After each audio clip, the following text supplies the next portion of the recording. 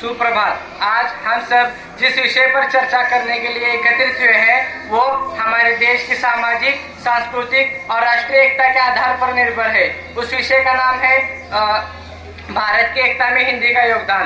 भारत एकमेव ऐसा देश है जहां विविध प्रकार के धर्म, विविध प्रकार की भाषाएं और विविध प्रकार की परंपराएं एक साथ देखने को मिलती है। लेकिन इस विविधता के बावजूद जब बात आती है भारत में एकता बनाए रखने की, तो उसमें सबसे पहला नाम हिंदी का आता है। हिंदी सिर्फ एक भाषा नहीं है, हिंदी हमारी सांस्कृतिक पहचान है और हिंदी राष्ट्रीय एकता का प्रतीक है। हिंदी का इतिहास बहुत पुराना है। आइए मैं आपको बताता हूँ कि हिंदी का उपयोग किस किस ने किया।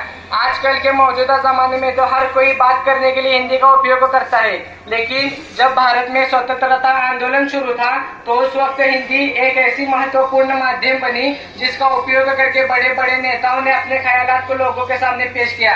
यही नहीं बल्कि गांधी जी, पंडित जवाहरलाल नेहरू और सुभाष चंद्र बोस जैसे महापुरुषों ने भी आप लोगों को समझाने के लिए हिंदी भाषा का उपयोग किया, ताकि एक नई भाषा का जन्म हो सके और लोगों को समझने में आसानी हो सके। आप सब ये समझ रहे होंगे कि आजकल के इस टेक्नोलॉजी के जमाने में हिंदी का क्या उपयोग है, तो आप लोग गलत है।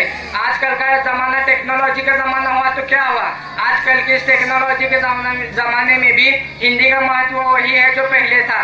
आजकल के इस टेक्नोलॉजी के जमाने में इंटरनेट और सोशल मीडिया पर हिंदी का इतना ज्यादा उपयोग किया जाता है कि इसकी कोई हद नहीं है। इस तरह हिंदी न केवल भारत को संभाले रखती है, भारत के साथ साथ हिंदी भारत की सामाजिक और सांस्कृतिक पहचान को भी संभाले रखती है। इसलिए हम सबका ये फर्ज बनता है कि हमें हिंदी को और ज्यादा बढ़ावा देना चाहिए ताकि वो एक अंतर्राष्ट्रीय भाषा बन सके। धन्यवाद।